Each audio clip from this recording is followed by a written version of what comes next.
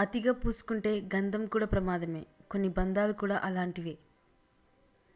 ధనం నీకు ఆనందాన్ని ఇవ్వలేకపోవచ్చు, కానీ మౌనం నీకు ఖచ్చితంగా ఆనందాన్ని ఇస్తుంది.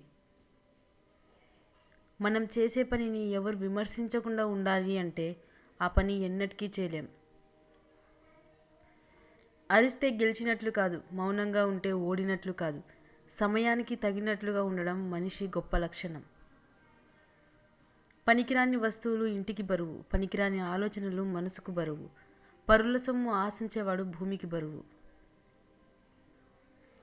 అసాధ్యం అనే భావనను మనసులో నుంచి తొలగించడమే విజయానికి తొలిమెట్టు. మెట్లు చూస్తూ నిలబడిపోతే మేడ ఎక్కలేం. ప్రణాళికలు వేస్తూ ఉండిపోతే విజయం సాధించలేం. అడుగు ముందుకు వేసి కార్యాచరణ మొదలు పెట్టాలి. నిర్ణయం తీసుకున్నాక దారి ఎలా ఉన్నా గమ్యం చేరాల్సిందే. రూపమైన రూపాయి అయినా శాశ్వతం కాదు, మనసులో ఉండే ప్రేమాభిమానాలే శాశ్వతం. మనల్ని మనం కాపాడుకోవడానికి ఇతరులపై నింద వేయకూడదు. కాలానికి నిజాన్ని నిరూపించే శక్తి ఉంటుంది. నీడను చూసి భయపడకూడదు. దగ్గరలో వెలుతురు ఉంటేనే నీడ పడుతుంది. నీకున్న అందమైన రూపం కేవలం ఎదుటివారి కళ్ళను మాత్రమే దోచుకుంటుంది, కానీ అందమైన వ్యక్తిత్వమే నీదైతే అది నీ చుట్టూ ఉన్నవారి మనస్సును దోచుకుంటుంది. మంచి చెప్పి మందలించు, తప్పులేదు, కానీ మంచి మాటల మాటున ఇతరులను హేళన చెయ్యకు. అది నీలో నిండిన అసూయకు, నీ మనసుకు పట్టిన మురికికి అద్దం పడుతుందని మరవద్దు. మట్టిలోని మొక్క తాను ఎంత ఎత్తుకు ఎదిగినా ఆకాశంలోని చుక్కను అందుకోలేదు. కొన్ని బంధాలు కూడా అంతే. మనం ఎంత అభిమానం పెంచుకున్నా వారి అభిమానాన్ని పొందలేం, ఆ బంధానికి చేరువ కాలేం. ప్రయత్నాలను, పోరాటాలను కేవలం పిరికి వారే మొదలుపెట్టరు. బలహీనులు పూర్తి చేయరు, విజేతలు విడిచిపెట్టరు. మనిషికి గొప్ప ఆభరణం వ్యక్తిత్వం. ఆ వ్యక్తిత్వం విలువ మన జీవన విధానాన్నే మార్చేస్తుంది. అలాంటి వ్యక్తిత్వాన్ని కోల్పోతే సర్వస్వాన్ని కోల్పోయినట్లే. జీవితంలో ఒక తలుపు మూసుకుంటే మరో తలుపు తెరుచుకుంటుంది, కానీ మనం మూసుకుపోయిన తలుపు వైపే చూస్తూ కుమిలిపోతాం తప్ప మన కోసం కొత్తగా తెరుచుకున్న తలుపుని గమనించాం. విజయం ఒక రుచికరమైన వంటకం లాంటిది. సహనం, తెలివితేటలు, జ్ఞానం మరియు అనుభవం దానికి కావలసిన పదార్థాలు. కానీ కష్టపడి పనిచేయడం అనేది ఉప్పు లాంటిది. ఆ చిన్న ఉప్పు ఆ వంటకాన్ని రుచికరంగా చేస్తుంది. గతం అనేది శవం లాంటిది, తిరిగి రాదు. భవిష్యత్తు పుట్టని బిడ్డ లాంటిది, మన చేతుల్లో లేదు. వర్తమానం మాత్రమే వాస్తవం. దానిని సమూలంగా వినియోగించుకోవడమే యోగం. నీరు లేని బావి దగ్గరకు, డబ్బు లేని మనిషి దగ్గరకు ఎవరూ రారు. ఎక్కువగా నమ్మడం, ఎక్కువగా ప్రేమించడం, ఎక్కువగా ఆశించడం ఫలితంగా వచ్చే బాధ కూడా ఎక్కువగానే ఉంటుంది.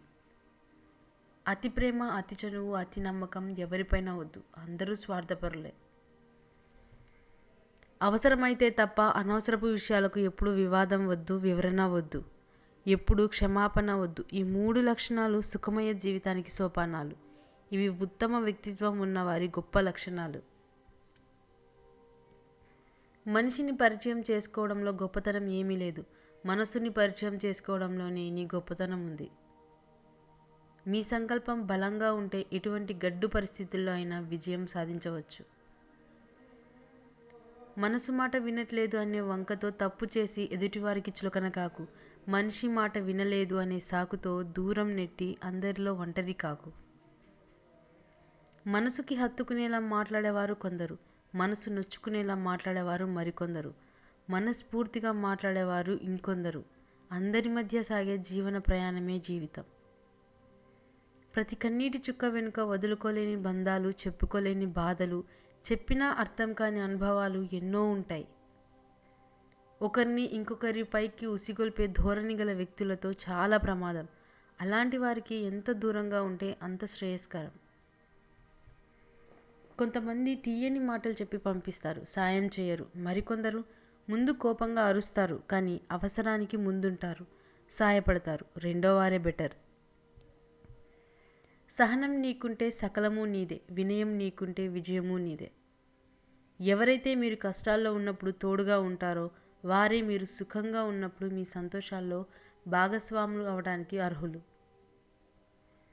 కొంచెం కూడా అర్హత లేని వ్యక్తి నీ అర్హత గురించి మాట్లాడుతుంటే అది వాడి తప్పు కాదు, నీ అమాయకత్వం.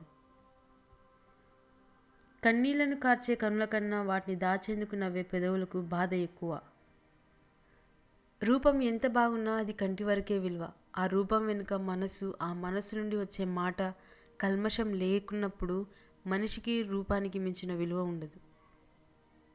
భారం అనుకునే చోట భావాలు పంచుకోకు, దూరంగా నెట్టేసే చోట దగ్గరవ్వాలని ప్రయత్నించకు. స్నేహం అనేది కల కాదు, జ్ఞాపకం కాదు, ఎప్పుడూ మనకు తోడుగా ఉండే ఇంకొక మనస్సు. ఏడవడం వలన కళ్ళు శుభ్రమవుతాయి, కంటి దృష్టి చురుగ్గా ఉంటుంది, మనసులోని బాధ తగ్గుతుంది. ధన్యవాదాలు తెలపండి మిమ్మల్ని గాయపరిచిన వారికి. అబద్ధం ఎప్పుడూ తోడు కోరుకుంటుంది, కానీ నిజం ఎప్పుడూ ఒంటరిగానే ప్రయాణిస్తుంది. ఎందుకంటే నిజానికి ధైర్యం ఎక్కువ. అద్భుతమైన చిత్రం కూడా చిన్న గీతతోనే మొదలవుతుంది. ఎంత పెద్ద కట్టడమైనా చిన్న ఇటుకతోనే ప్రారంభమవుతుంది. కాబట్టి నిరాశకు లోనవ్వకుండా చేసే పని మీద శ్రద్ధను ఉంచండి. తప్పక ఒకరోజు మీరు అనుకున్నది సాధించి తీరుతారు. ప్రతి దాని విలువ టైం వచ్చినప్పుడే తెలుస్తుంది. ఫ్రీగా దొరికే ఈ ఆక్సిజన్ కూడా హాస్పిటల్లో ఖరీదుకే అమ్ముతారు. ఈ ప్రపంచంలో ఎవరు కూడా నీకోసం లేరని నువ్వు అనుకోవచ్చు, కానీ ఎవరికో ఒకరికి నువ్వే వాళ్ళ ప్రపంచంలా కనిపిస్తావు. మనిషిగా పుట్టడమే అద్భుతం, బ్రతికి ఉండడమే అదృష్టం. ముడిపడుతున్న బంధాలన్నీ వరాలు, ఎదురవుతున్న అడ్డంకులన్నీ విలువైన పాఠాలు. కష్టం గురించి చింతించకు, ఉన్నన్నాళ్ళు ఆనందంగా గడిపాయి. 4 రోజుల బ్రతుకు కోసం నలుగురిని విమర్శిస్తారు. 3 వేళ్ళు నోట్లోకి వెళ్ళడానికి 7 లోకాలతో పోరాడతారు. చివరకు మిగిలేది బూడిదాన్ని తెలుసుకోలేక ఎందుకనో ఆరాటపడతారు. అవకాశం రాకపోవడం దురదృష్టం, వచ్చిన అవకాశాన్ని సద్వినియోగం చేసుకోలేకపోవటం నిర్లక్ష్యం, అవకాశాన్ని సరిగ్గా వాడుకోవడం ఇంకితం, లేని అవకాశాన్ని సృష్టించుకోవడం తెలివి. నిన్న నవ్విన వాళ్ళు నిన్ను అవకాశం అడగడం విజయం, నీకు అవకాశం ఇచ్చిన వాళ్ళని తలదించుకునేలా చేయడం ఓటమి.